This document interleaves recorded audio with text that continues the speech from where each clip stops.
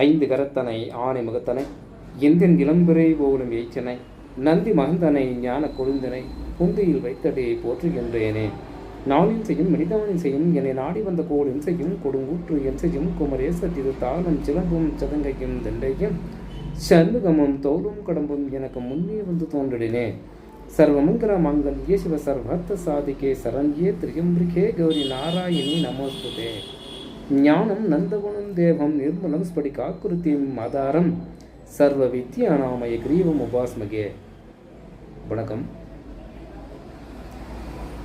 நீண்ட நாட்களாக பதிவுகள் போடவில்லை. ஏனென்றால்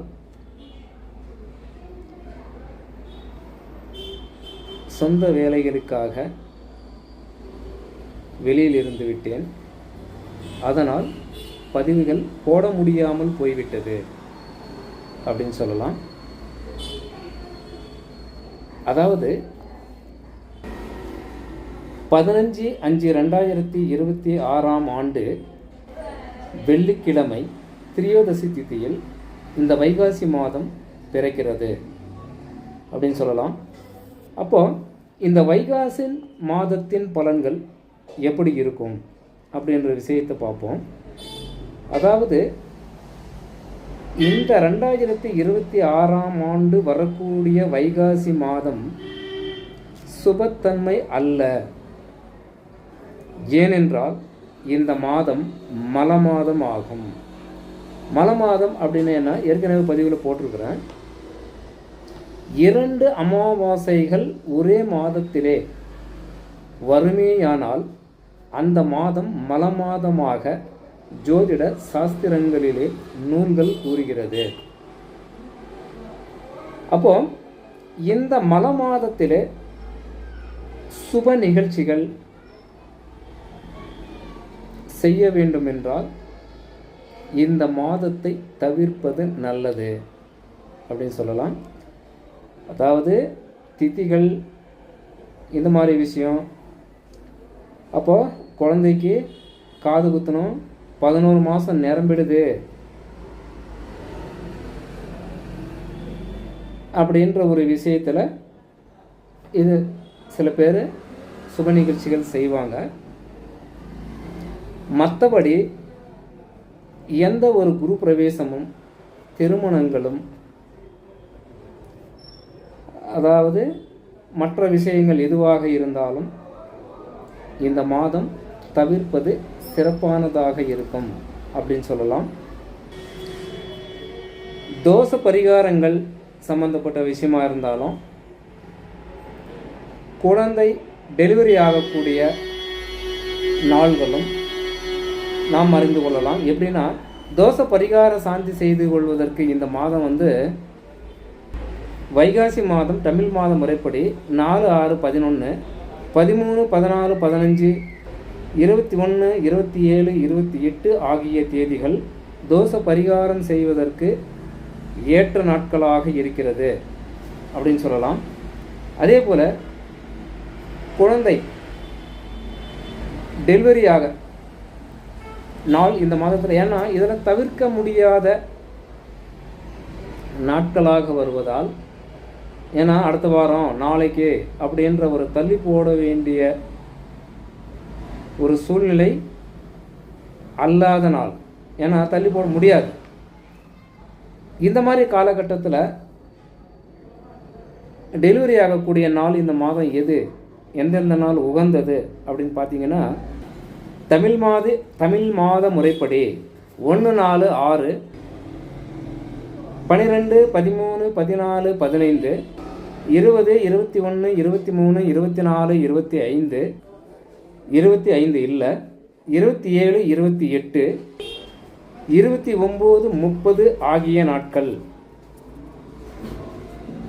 உகந்த நாட்களாக கருதப்படுகிறது அப்படின்னு சொல்லலாம். ஏன்னா இந்த டெலிவரி சம்பந்தப்பட்ட விஷயத்தில் நாள் தள்ளி போட முடியாது. இது ஏன்னா இந்த மேற்கூறிய தேதிகள் எப்படி இருக்கும் அப்படின்னா அந்த பெண்மணிக்கு ஜென்ம நட்சத்திரம் எதுவோ அந்த ஜென்ம நட்சத்திரத்திற்கு சாதகமான பலன்கள் சாதகமான நாட்கள் வரக்கூடிய நாள்களிலே இந்த சுப தினங்களை டெலிவரி சம்பந்தப்பட்ட விஷயத்தில் தேர்ந்தெடுத்து கொள்ளலாம். ஏன்னா நாள் இவ்வளோ நாள் இருக்கு. இன்னும் சூட்சமமாக சொல்ல போனால் ஜென்ம நட்சத்திரத்திற்கு 2, 4, 6, 8, 9வது நட்சத்திரம். இந்த நட்சத்திர நாட்கள் சுபத்தன்மை உள்ளவை அப்படின்னு கிழமை எது வேணாலும் இருக்கலாம். இந்த நாட்களை டெலிவரி சம்பந்தப்பட்ட விஷயத்திற்கு தேர்ந்தெடுத்து கொள்வது சிறப்பு அப்படின்னு சொல்லலாம். அதே போல் 15/5/2026 அன்று வெள்ளிக்கிழமை விஷ்ணுபதி இன்று காலை 7 மணி முதல் 9 மணி வரை பெருமாள் கோவில்களை அந்த கோயிலை 27 முறை சுற்றி வருவது, அதாவது இந்த பெருமாள் கோயிலை வலம் வர 27 நட்சத்திரங்களின் மூலமாக தோஷங்கள் எதுவாக இருந்தாலும் விலகி நினைத்த காரியம் கைகூடும் அப்படின்ற ஒரு விஷயம். அதே போல் வைகாசி மாதம் 3ஆம் தேதி 17/5/2026 தேதி கங்கா தசரா அப்படின்னு சொல்கிறோம். அன்று முதல் 10 நாட்கள் கங்கையில் புனித நீராடினால் சகல தோஷ நிவர்த்தி என்று கூறுகிறார்கள். வைகாசி மாதம் 16ஆம் தேதி 30/5/2026 அன்று சனிக்கிழமை வைகாசி விசாகம் அன்று புனித நீராட சகல தோஷ நிவர்த்தி உண்டு அப்படின்னு சொல்லலாம். முருகனையும் துர்க்கை அம்மனையும் வழிபட செய்யும் வியாபாரத்திலும் தொழிலிலும் நல்ல லாபங்கள் அடையலாம் அப்படின்னு சொல்லலாம்.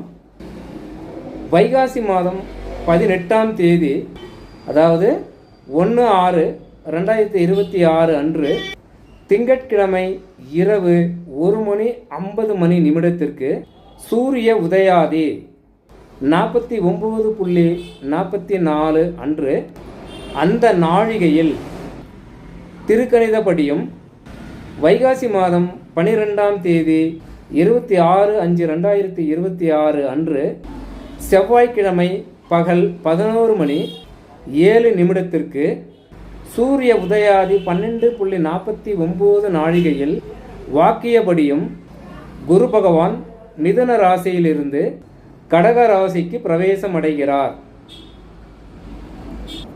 இதன் மூலம் குருபலம் பெறக்கூடிய ராசிகள், குருபலம் எந்தெந்த ராசிக்கு உண்டு எப்படின்னா, இந்த குரு பகவான் நிற்கிற இடம் பால்னு சொல்கிறோம். பார்வை பெறும் ராசிகள் பலம் பெறுகின்றன அப்படின்னு சொல்லலாம். அதாவது தான் நின்ற வீட்டிற்கு 5, 7, 9 ராசிகள் பலம் பெறுகிறது, குருபலம் உள்ள ராசிகள் அப்படின்னு சொல்கிறோம். அப்போ இந்த குரு பெயர்ச்சியின் மூலமாக பலம் பெறக்கூடிய ராசிகள் அப்படின்னு சொல்லும்போது மிதுனம், அதாவது மிதுன ராசி, கன்னி ராசி, விருச்சிக ராசி, மகர ராசி இவைகள் குருபலம் பெறுகின்றன அப்படின்னு சொல்லலாம்.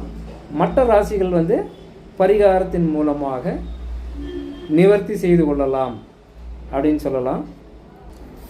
இந்த முறையில் இந்த 2026ஆம் ஆண்டு நிகழக்கூடிய இந்த வைகாசி மாதத்தின் பலன்கள் மேற்கூறிய முறையிலே இருக்கும் அப்படின்னு சொல்லலாம்.